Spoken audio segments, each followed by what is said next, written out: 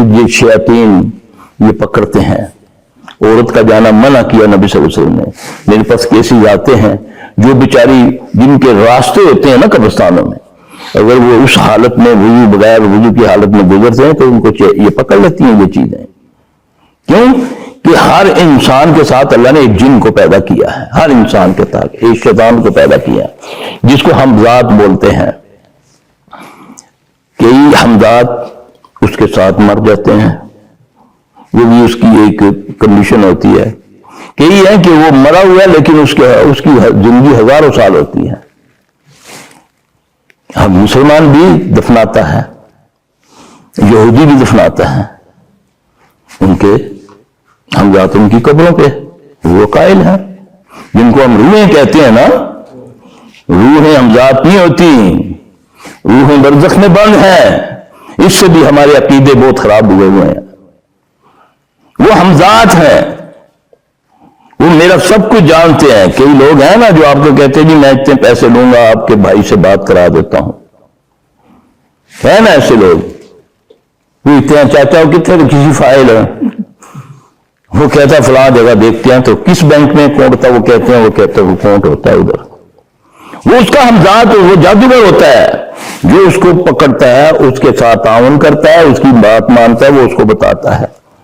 مردے باتیں کرتے ہیں.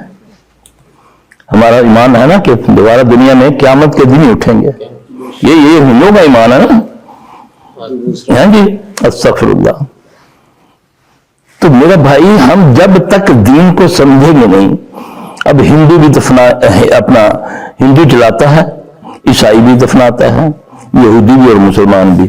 اب ہندو تو جلاتا ہے تو ظاہر ہے وہ بھی تو انسان ہے نا, ان کے امزاد کدھر جاتے ہیں.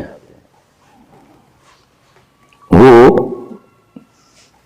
مسلمان یہودیوں عیسائیوں کے قبرستانوں میں جا کر یا جنگلوں میں یا ادھر ادھر پناہ لے لیتے ہیں. اس کو سمجھیں آپ. اب وہ جب دکھائی دیتے ہیں یا کسی کو محسوس کراتے ہیں, ہم سمجھتے ہیں ان کی روح آ گئی ہے. اس سے کئی رسومات ہم نے ایجاد کی ہیں. کوئی 40ویں تیجے چلے یہ ہے, برسی ہیں, وہ برسیوں میں آ جاتے ہیں, یہ ہوتا ہے وہ ہوتا ہے. اللہ کے نبی نے فرمایا روحیں تو برزخ میں بند کر دی جاتی ہیں, دوبارہ نہیں آ سکتی. یہ تو آپ سے فرما دیا. ثواب پہنچانا چاہتے ہو نا, پڑھو نا نماز, دو نہ خیرات حلال میں سے, کدواؤ نہ کنویں, کرو نہ غریبوں بیواؤں کی مدد, یہ اجر جائے گا. پکی قبروں سے اجر نہیں جاتے ہوتے. بندے پیسے دے کر قرآن پڑھانے سے اجر نہیں جاتا. میں اگر جب تک سبحان اللہ نہیں پڑھوں گا مجھے ثواب نہیں ہوگا.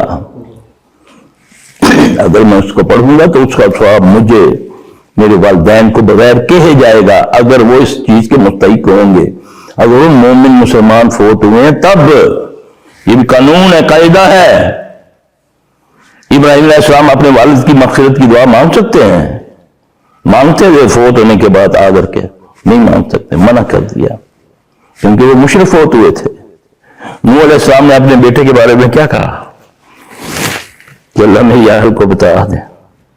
کہا نہیں, وہ جو کشتی میں وہ تیری اہل ہے نا.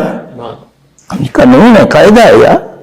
میں جو مرضی کرتا پھروں, مجھے ایسے ایسے طریقے بتا دیے جس سے میں بے خوف ہو کر آج دلیری سے سب کچھ کر رہا ہوں.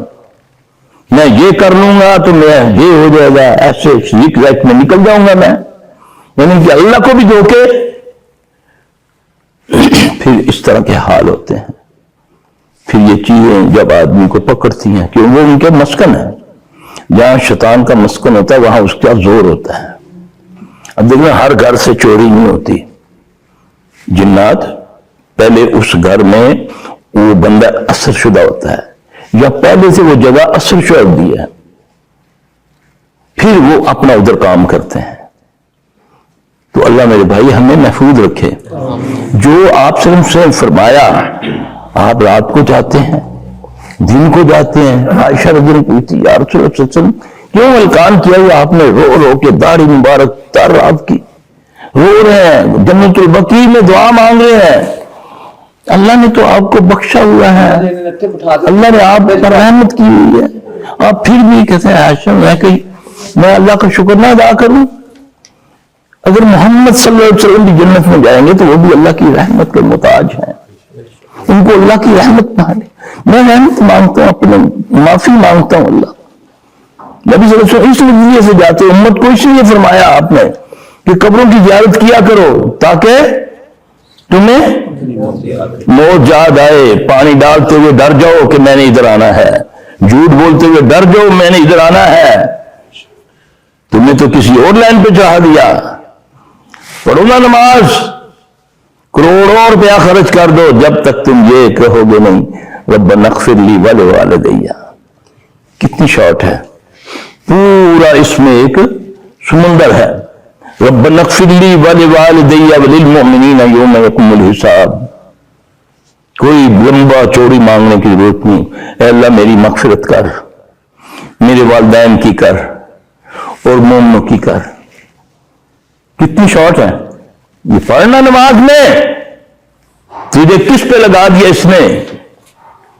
کوئی چادریں چڑھا رہا ہے، کوئی کچھ کر رہا ہے، کوئی کچھ کر رہا ہے، ختم درود فلاں فلاں، وہ ختم تو کروا رہا ہے قرآن بچے کے مدرسے بلا کر۔ اس نے تجھے کیا کر دیا؟ کیا پہنچے گا تیرے والد کو؟ تیرا پڑا ہوا تیرا یہ پہنچے گا ان کو۔ نوٹ نہیں ہے یہ کہ میں نے قرآن پڑھا تو بولا چل جی پٹی صاحب 10 تواڈے، 10 تیرے، 10 تیرے، 10 تیرے۔ پتہ نہیں میرا بھی قبول ہوا ہے کہ نہیں ہوا، پتہ نہیں میں نے جو پڑھا ہے میرے اندر پیٹ میں ہے کوئی ایسی چیز جو اس کو قبول کروائے؟ حرام حلال جو آتا ہے کھاتا جا رہا ہوں، ایک نوالا حرام کا کھانے سے 40 دن کی عبادت قبول نہیں ہے، تو دعا تو عبادت کا مغز ہے۔ تو جو مجھے آئے میں کھاتا جاؤں، جو میرے پاس آئے لوٹاتا جاؤں، اور یہ میں کروں۔ جو غریب بھوکے مر رہے ہیں، محلوں میں بھوک پھری ہے، یتیم بیوہ بیٹھے ہوئے ہیں، اللہ اکبر کبیرہ، یہ ہے نیکی، جاؤ کھڑکاؤ دروازے۔ اللہ کی قسم ایک بھوکے کو وہ عورت فحشہ عورت تھی، نبی صلی اللہ علیہ وسلم نے فرمایا کتے کو پانی پلانے سے وہ جنت میں چلی گئی۔ تمہارے سامنے انسان بھوکے مر رہے ہیں، جانتے ہو میرا رشتہ دار ہے بھوکا ہے لیکن ساڈا دشمن ہے، وہ ساڈ ننی دی بندی گالاں کڈدا جتھے بہندا ہے، کتےاں نوں پالیں گے، تینوں نہیں دینا واللہ العظیم۔ وہ تجھے گالی دے، تیری ماں کو گالی دے، بہن کو دے، اگر خیرات زکوٰۃ کا مستحق ہے، اس کے علاوہ اگر تو نے کسی اور کو دی تیری قبول نہیں ہوگی۔